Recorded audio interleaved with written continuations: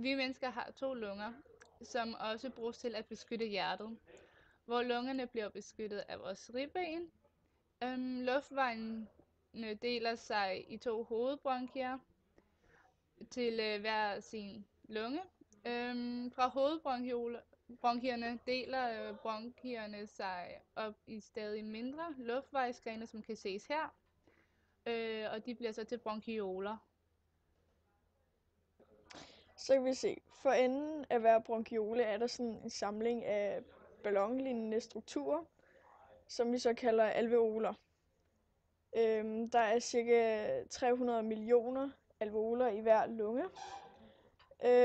Og i de alveoler, der foregår noget, der kaldes en konstant udveksling af oxygen og kuldioxid, som går gennem de meget tynde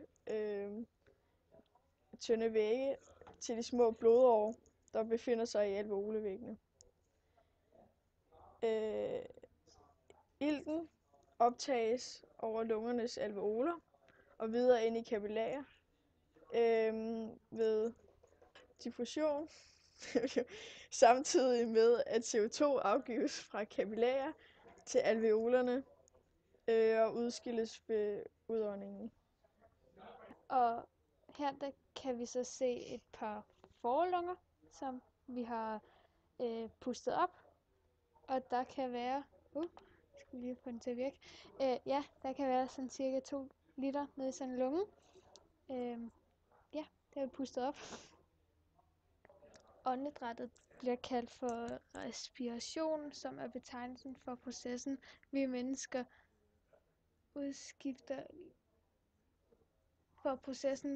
mennesker udskifter luften i lungerne. I det vi trækker vejret, puster vores brystkasse samt lungerne sig op og ud, mens vores mellemgulv trækker sig indad, spænder musklen. Og omvendt, når vi så puster ud, så mellemgulvet det sådan slapper af. Som vi ser her på videoen, der kan du se, hvordan at pulsen den bluser op, og det vil sige, at lungerne den har en anden frekvens. Altså frekvensen er ikke den samme, om du eventuelt er i bevægelse, eller om du er i liggende. Når du sover, så har du en mindre frekvens. Og når du så er i bevægelse, så har du en større frekvens, så du har aldrig den samme luft i lungerne, men der vil altid være lidt luft tilbage. Du kan aldrig komme af med al luften.